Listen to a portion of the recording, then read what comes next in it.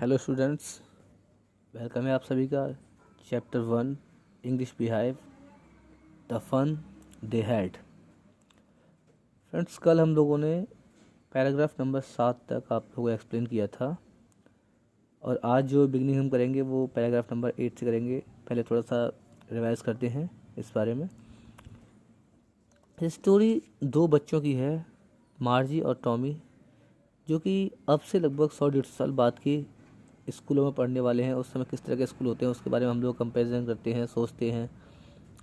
तो उनके लिए एक मैकेनिकल टीचर होता है। एक दिन क्या होता है, ये मार्जी लिखती है कि उसके भाई को एक पुरानी पुस्तक मिली, पुरानी किताब मिली है और उस किताब को वो पढ़ना शुरू करते हैं।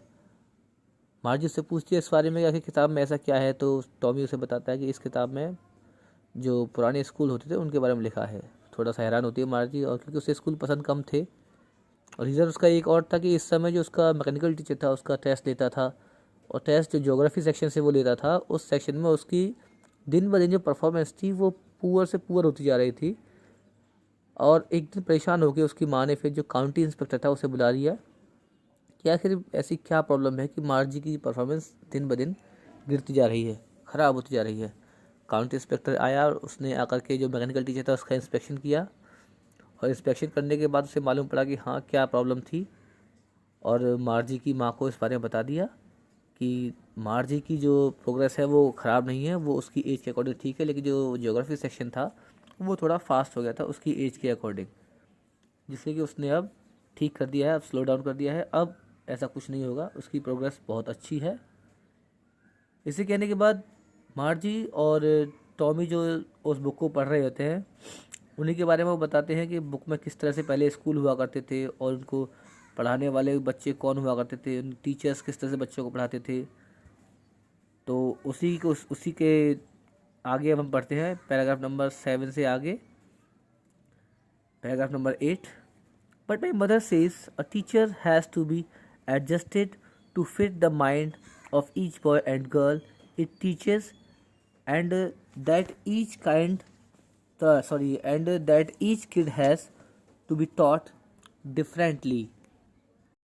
टॉमी जब मार्जी से ये बोलता है कि उस समय जो टीचर्स बच्चों को पढ़ाते थे वो एक ही चीज़ पढ़ाते थे अगर बच्चे सेम एज के होते थे तो इस पर मार्जी उससे बोलती है, पर मेरी माँ कहती है कि जो टीचर होते हैं उनको तो हर लड़के को या लड़की को उसका माइंड, उसकी जो दिमाग होता है उसके हिसाब से पढ़ाना पड़ता है, उसी के हिसाब से उसे ढलना पड़ता है, और तब हर बच्चे को अलग अलग रूप से पढ़ाना होता है।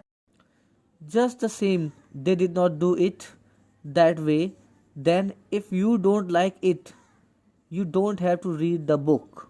आई didn't say I didn't like it, Margie said quickly, she wanted to read about those funny school. इस पर जो टॉमी है वो बोलता है ऐसा ही है, उस समय वो इस प्रकार नहीं करते थे, और अगर तुम्हें देखो ये बुक को पढ़ने में अच्छा नहीं लग रहा है तो तुम रहने दो, इस पुस्तक को मत पढ़ो, तुम्हारे लिए इतना पढ़ना ज़रूरी नहीं है। जैसे ही टॉमी ने ये बात बोला तो क्योंकि मार्जी बहुत एक्साइटेड थी उन पुराने स्कूल को जानने के बारे में, उसे तुरंत ही बहुत जल्दी से बोला, मैंने ऐसा तो नहीं कहा कि मुझे पसंद नहीं है। वह उन अजीब विद्यालय के बारे में पढ़ना चाहती थी। उसने ऐसा इसलिए कहा था क्योंकि बहुत ज़्यादा एक्साइटेड थी वो उन स्कूल्स के बारे में पढ़ने को जैसे कि पहले हुआ करते थे। They were even half finished when Margie's mother called Margie, school. Margie looked up. Not yet, Mama. Now, said Mr. Jones. Mrs. Jones said now, and it is probably time for Tommy too. अभी वो लोग अपनी बातें कर ही रहे थे, आधी ही खत्म हुई होगी कि तभी मार्जी की माँ ने उन्हें पुकार लिया, मार्जी स्कूल। मार्जी ने ऊपर देखा, बोले अभी नहीं माँ। अब श्रीमती जोन्स ने कहा नहीं अब बिल्कुल, और शायद मुझे ऐसा लगता है टॉमी का भी टाइम हो गया है, टॉमी को भी पढ़ना पड़ेगा। Margie said to Tommy, can I read the book some more with you after school. Margie ने टॉमी से कहा, क्या मैं स्कूल के बाद तुम्हारे साथ ये किताब थोड़ा और अधिक पढ़ सकती हूँ। पैराग्राफ नंबर 8 कंप्लीट हो गया। Now let's come to paragraph number 9।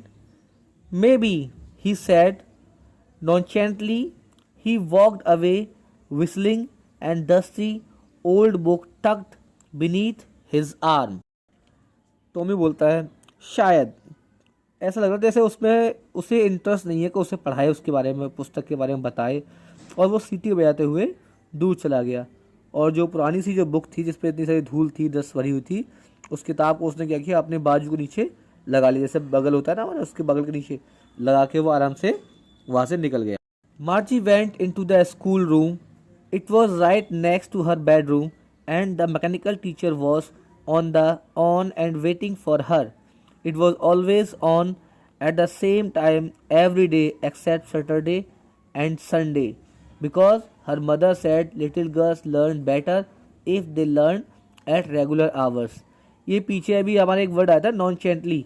नॉनचेंटली word का जो मीनिंग होता है वो समझिए, आपको दे भी रखा है। उसका मतलब देखिए, हिंदी बता दे रहा हूँ मैं आपको। इसका मतलब होता है ठंडे दिल से, लापरवाही से, या बिना किसी एक्साइटमेंट के, बिना किसी उत्साह के, ये होता है इसका।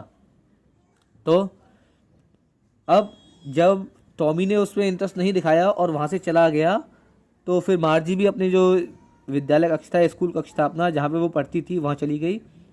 ये कमरा उसके बिल्कुल जो शयन कक्ष था, शयन कक्ष आपको बता दिया, जहाँ पर वो सोती थी रात में, बेडरूम, उससे बिल्कुल लगा हुआ था। और जो मैकेनिकल टीचर था वो भी तैयार था, उसकी वेट कर रहा था वो। वह शनिवार और रविवार के अतिरिक्त दिन हमेशा उसी समय पर तैयार रहता था, क्योंकि उसकी माँ कहती थी कि छोटी लड़कियां अगर नियमित समय पर पढ़ें तो ज़्यादा अच्छा सीखती हैं। क्योंकि देखिए, शनिवार और रविवार को वो नहीं पढ़ते थे, क्योंकि उस समय क्या था, जिस समय की ये स्टोरी है उसके बारे में बताया गया है कि उस समय स्कूल जो चलते हैं वो केवल मंडे टू फ्राइडे चलते हैं, सैटरडे और संडे को उनकी छुट्टी रहती है। तो ऐसा उसकी माँ जो है कहती थी। The screen was lit up and it said, today's arithmetic lesson is on the addition of proper fractions, please insert yesterday's homework in the proper slot. इस समय जब मार्जी वहाँ पहुँची तो उसने देखा जो डिस्प्ले थी, स्क्रीन, यानी पर्दे पर जो है प्रोजेक्टर के थ्रू जिस तरह से पढ़ाते हैं उस तरीके से था, तो वो इस तरह जल रही थी, ऑन थी वो।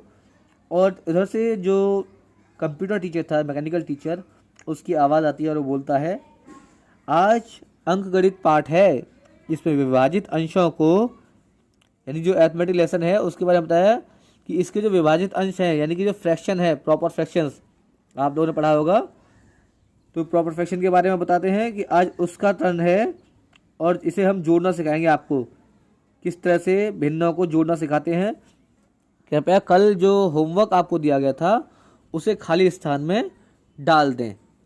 अभी पैराग्राफ नंबर 9 कंप्लीट हो गया हमारा। लास्ट पैराग्राफ नंबर 10 रह गया है।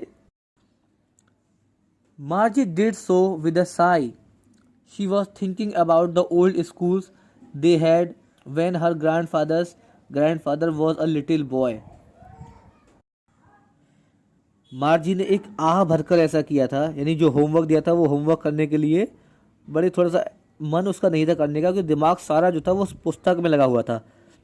तो वो सोची थी पुराने स्कूलों के बारे में, जब उसके दादाजी के दादाजी छोटे से लड़के थे। All the kids from the whole neighborhood came, laughing and shouting in the schoolyard, sitting together in the schoolroom, going home together at the end of the day. माँ सोच रही थी कि इस पड़ोस के सारे बच्चे जितने भी होते थे वो ज़रूर हंसते चिल्लाते हुए स्कूल आते होंगे, और स्कूल के जो कमरे हैं उनमें इकट्ठे बैठते होंगे, और दिन के लास्ट में क्या करते होंगे, अकेले इकट्ठे ही घर को जाते होंगे। They learned the same things so they could help one another with the homework and talk about it. मार्जी सोचती है कि वो एक जैसी चीज़ें ही सारे सीखते होंगे ताकि एक दूसरे की होमवर्क में भी हेल्प कर सकें और उनसे उसके बारे में जो होमवर्क है उसके बारे में बात भी कर सकें। And the teachers were people. The mechanical teacher was flashing on the screen. When we add fraction half and 1/4, यानी 1/2 and 1/4, display was continuous. Margie was thinking about how the kids must have loved it in the old days. She was thinking about the fun they had. तो मार्जी इसी को देख सोच रही थी, इसी के बारे में कि और जो टीचर लोग होते थे वो तो बताओ कौन होते थे, इंसान। वो सोचते थे इंसान बताओ टीचर हुआ करते थे। और इसी समय जो उसका मैकेनिकल टीचर था वो पर्दे पर जो चल रहा था इस समय, और आवाज़ उससे निकल के आती है, जो साउंड था कि जब हम अंकों के 1/2 और 1/4 भिन्नों को जोड़ते हैं तो आगे की बातें चल रही थी, वो क्या बोलता है। और जब ये बात मैकेनिकल टीचर बोल रहा था उस समय मार्जी केवल उन्हीं ख्यालों में सोई खोई हुई थी और सोच रही थी कि बच्चों को पुराने दिनों में कितना अच्छा लगता होगा। वो सोच रही थी कि उन्हें कितना मज़ा आता होगा। इतना सही हमारी स्टोरी है कि किस तरह से वो सोच रही है कि द फन दे हैड, उस समय जो पहले के स्कूल हुआ करते थे उनमें किस तरीके से लोग सोचते थे। तो फिलहाल अभी आप लोगों के लिए चैप्टर 1 का एक्सप्लेनेशन कंप्लीट हो गया है। वर्ड मीनिंग्स आपकी बुक में भी दे रखे हैं और बहुत सारे वर्ड मीनिंग्स हैं। किसी को कोई प्रॉब्लम है तो वर्ड मीनिंग्स आप मुझे बाय टेक्स्ट पूछ सकते हैं, मेरे पास मैसेज कर सकते हैं और मैं आपको उनके वर्ड मीनिंग्स बता दूंगा। पढ़ें ठीक से और पूछें मुझे। Thank you, have a good day, bye bye.